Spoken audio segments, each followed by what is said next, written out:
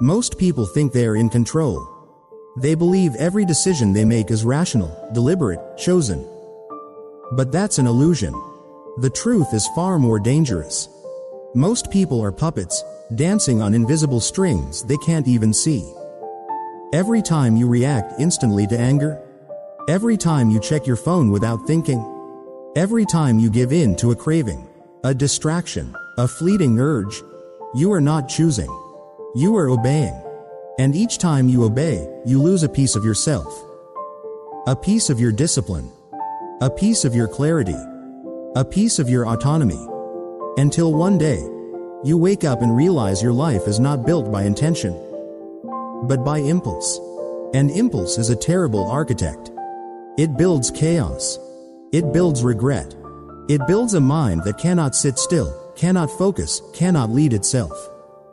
This is the hidden crisis of 2026. Not weakness, not lack of knowledge, but a complete loss of control over your own internal world. And here is the dangerous part. You don't even feel it happening. Because it feels normal. Today, that ends. Today, we are going to weaponize something most people ignore. The pause. A single moment between stimulus and response. A moment so small, yet so powerful. It can break the chains of impulse and turn your mind into a disciplined fortress. If you understand this, you stop reacting. If you stop reacting, you become untouchable.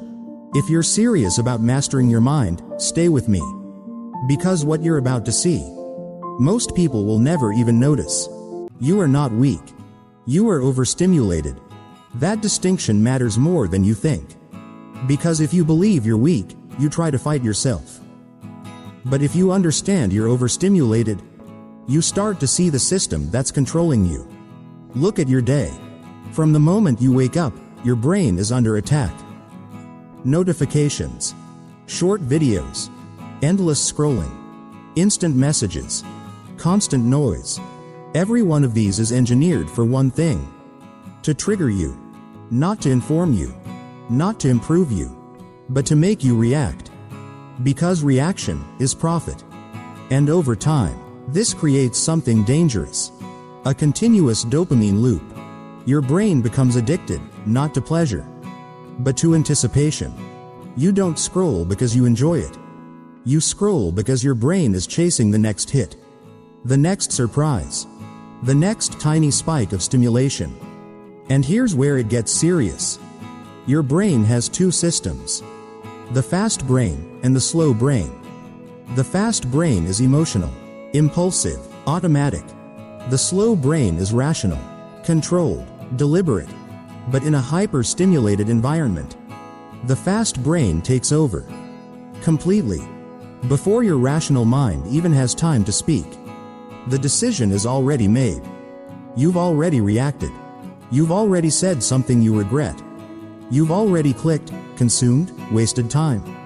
This is what the Stoics understood long before neuroscience existed. They knew that most people are not destroyed by big decisions, but by small, repeated reactions. Anger, answered instantly. Desire, followed blindly. Discomfort, avoided immediately. And over time, these reactions compound. They shape your habits. Your habits shape your character. And your character becomes your destiny. So what is the real cost of impulsivity? It's not just lost time. It's lost control. You lose the ability to sit with discomfort. You lose the ability to think clearly under pressure. You lose the ability to choose your response. And when you lose that, you lose your power. Because power is not about force. It's about control. Control over your attention. Control over your emotions. Control over your actions. Without that, you are not leading your life. You are reacting to it. And here's the hardest truth. Every time you give in to an impulse, you reinforce it. You train your brain to do it again. Faster, stronger, more automatic, until eventually, you don't even notice the choice anymore. It just happens. That's what it means to be a slave to your impulses. Not dramatic, not obvious, but silent, consistent, and destructive. And if nothing changes, it only gets worse. But there is a way out. And it doesn't require discipline the way you think. It requires awareness. Because the moment you can see the impulse, you create distance. And in that distance, you regain control. You don't need more discipline. You need more space. Because control is not about forcing yourself to act. It's about stopping yourself from reacting. That is the Stoic principle most people miss. They think strength means intensity, pushing harder, trying more, fighting every urge head on. But the Stoics understood something far more precise. Control is not force. Control is delay. There is a moment, so small you almost never notice it. A moment between what happens and how you respond. A comment triggers you. A message annoys you. A craving pulls at you. And in that instant, your impulse fires. Fast, automatic, emotional. This is where most people lose. Because they collapse that moment. They react immediately. No gap. No thought. No control. But the Stoics trained one thing above all else. They expanded that moment. They created space. Marcus Aurelius wrote to himself, not to others. You have power over your mind, not outside events. But here's what most people don't understand about that quote. That power does not come from controlling the world. It comes from controlling the timing of your response. Because if you can delay your reaction, you interrupt the impulse. And when you interrupt the impulse, you weaken it. Think about it. Anger demands immediacy. Desire demands action. Impulse demands obedience. They all share one trait. They want you to move now. Not later. Not after thinking. Now. So the Stoic does the opposite. He doesn't fight the feeling. He doesn't suppress it. He simply refuses to obey instantly. He pauses. 1 breath. 2 seconds. 5 seconds. That's it. And in those few seconds, something shifts. The emotional brain starts to quiet down. The rational mind begins to wake up. Clarity returns. And suddenly, you have a choice again. That's the entire game. Not eliminating impulses, but refusing to be rushed by them. Because once you are not rushed, you are not controlled. This is why most people fail. They try to remove desire, remove anger, remove distraction. That never works. Because those things are part of being human. But what you can control is your response time. And that changes everything. Delay is power. Delay turns reaction into decision. Delay turns chaos into clarity. Delay turns weakness into control. And here's the deeper layer most people never reach. Every time you pause, you rewire your mind. You teach your brain, I am not your servant. I decide when to act. And over time, that delay becomes automatic. Not the impulse. The control. That's when you shift. That's when you stop being reactive. That's when you become dangerous. Because a man who cannot be rushed, cannot be manipulated, a man who does not react instantly, cannot be controlled. And in a world built to trigger you, that makes you rare. So the next time you feel the urge, don't fight it. Don't suppress it. Just delay it. Even slightly. Because that small delay is where your freedom begins. If this hits you, keep going. Because in the next part, I'm going to show you exactly how to apply this in real life. Not theory, not philosophy, but moments you face every single day. Understanding the pause is one thing. Using it in real life, that's where most people fail. Because impulses don't show up when you're calm. They show up when you're emotional, when you're tired, when you're triggered, when your guard is down. So if you don't have a system, you will default to reaction. Every time. This is why the Stoics didn't rely on motivation. They built protocols. Simple, repeatable, automatic. Let's make this practical. Real situations, real control. Situation 1. Someone disrespects you. Your first instinct? React, defend, attack back. That's the impulse. Here's the Stoic move. Say nothing. Not forever. Just delay. Let the moment pass through you. Feel the anger, but don't act on it immediately. Because anger wants speed. But power moves slowly. Most people destroy their reputation in seconds. Because they couldn't wait 5. Situation 2. You reach for your phone without thinking. You've done it 1,000 times. No intention, no awareness.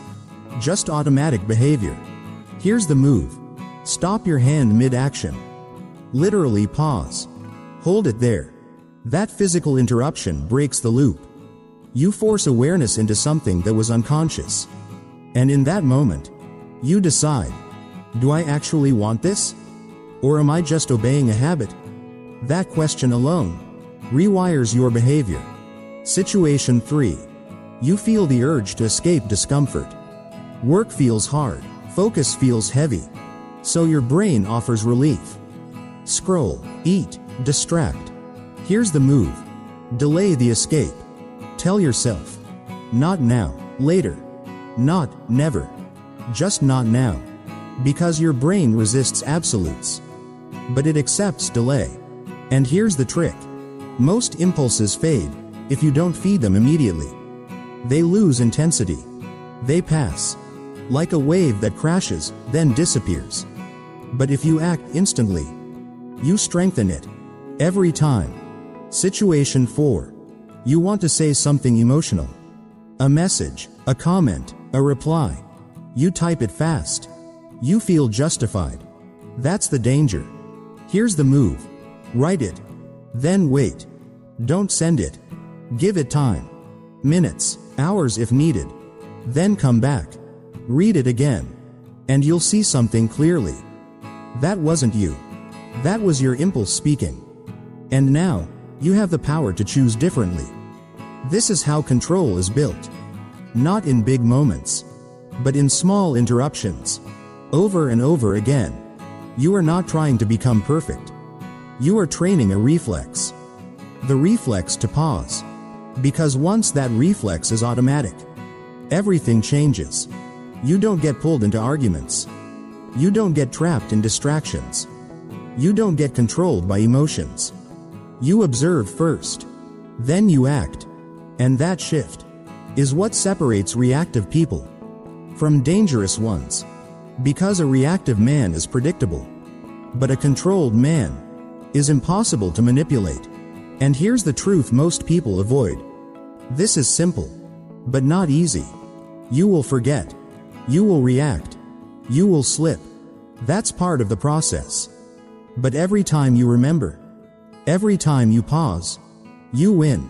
Even if it's just for a second. Because that second is proof that you are taking your control back. If you're starting to see how powerful this is, stay with me. Because next, we turn this into a system you can actually live by. Not just understand, but execute every single day. Right now, you understand the pause.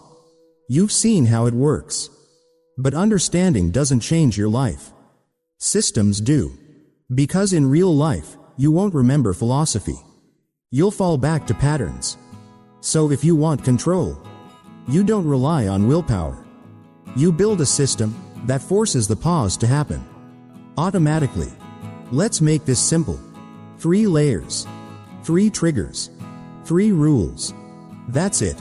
First layer, physical awareness. Your body always reacts before your mind. Tension in your chest. Tight jaw. Fast breathing. Restless hands. These are signals. Your system is being hijacked. Most people ignore them. The Stoic uses them. The moment you feel tension, that's your trigger. Pause. Not because you want to, but because your body told you to. This is where control begins. Second layer, breath control. You don't need complicated techniques. You need interruption. 1 slow breath in. Hold. Slow breath out. That's enough. Because breathing does something critical. It slows the emotional spike. It buys time. And time is everything. Without time, you react. With time, you choose. So your rule is simple. No reaction without one breath. No exception. Third layer, verbal command. You need something internal. A phrase. Short, sharp, repeatable. Something that cuts through impulse. It can be, wait. Not now.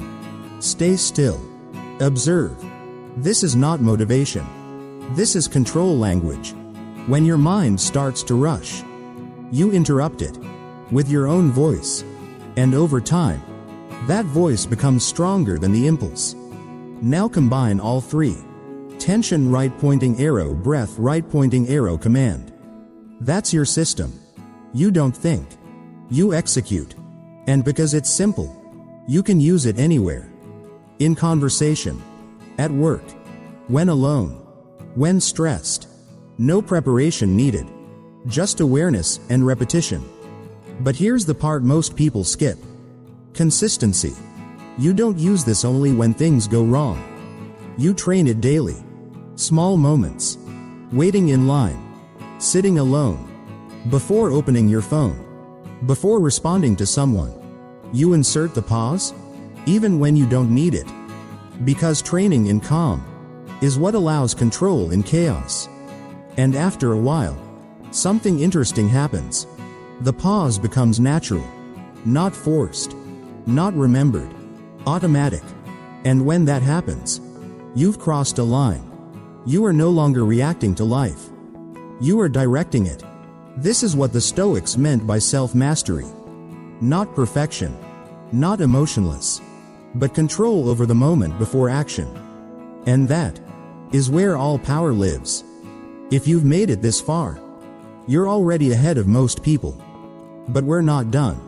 Because understanding the system is one thing. Integrating it into your identity. That's where real transformation begins. Most people think control is visible. They think power looks like dominance. Like speaking louder, acting faster, reacting stronger. But real power is invisible. It happens in silence. In the space where nothing happens. That's where the Stoics lived. Seneca once wrote that anger, desire, fear, they don't control you by force. They control you by speed. They rush you. They compress your time. They make you feel like you must act now, or lose something. Respect, pleasure, control. But that's the illusion. Because the moment you feel rushed, you are no longer in control. You are being controlled. That's why the pause is so powerful. Not because it removes emotion, but because it removes urgency. And without urgency, emotion loses its grip. Think about it. Have you ever said something in anger and regretted it minutes later? That regret is proof of something important. Your rational mind was always there. It just didn't have time to speak. The pause gives it that time. It brings your higher self back online. And when that happens, everything changes. You don't become colder. You become clearer. You don't become slower. You become precise. You don't lose emotion. You stop being ruled by it. This is what most people misunderstand about Stoicism. It's not suppression. It's separation. Separation between feeling and action. Because feeling is automatic, but action is a choice. And the pause protects that choice. Here's the deeper truth. Every impulse carries a hidden command. Act now, or lose control. But the Stoic sees through it. He understands. If I can wait, I already have control. That's the paradox.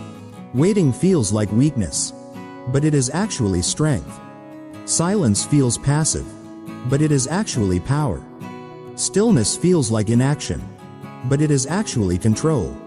And this is why the pause transforms you. Because over time, you stop reacting instantly. You stop chasing every urge. You stop needing immediate answers. And when you no longer need immediacy, you become unpredictable, untouchable, free. Because nothing can force you to move. before you decide to. And that is rare. In a world built on instant reaction, the man who waits wins. Now, let's take this further. Because knowing why it works is one thing, but living it every single day requires something deeper. At this point, you understand the pause. You've seen how it works.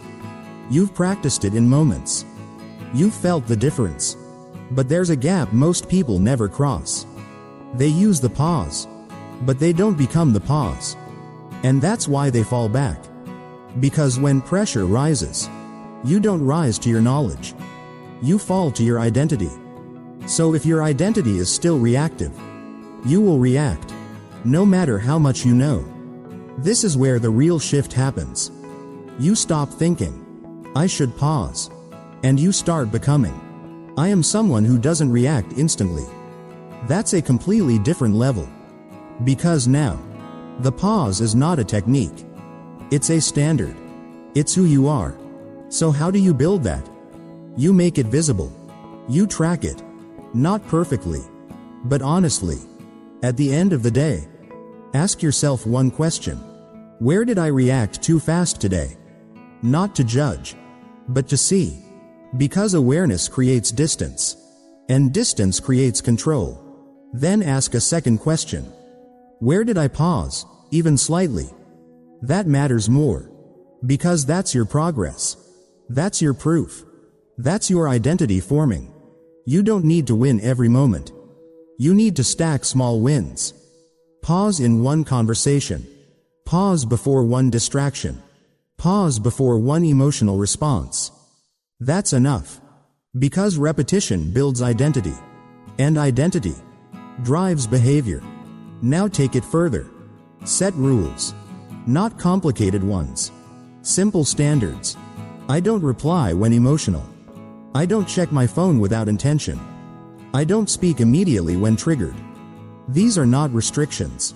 These are boundaries. And boundaries protect your control. Over time, something changes. You stop chasing reactions. You stop needing to prove something instantly. You stop being pulled into every situation. You become selective, intentional, calm, even under pressure. And people notice. Not because you say more, but because you don't. Not because you react faster, but because you don't react at all. That silence, that delay, that control, it carries weight.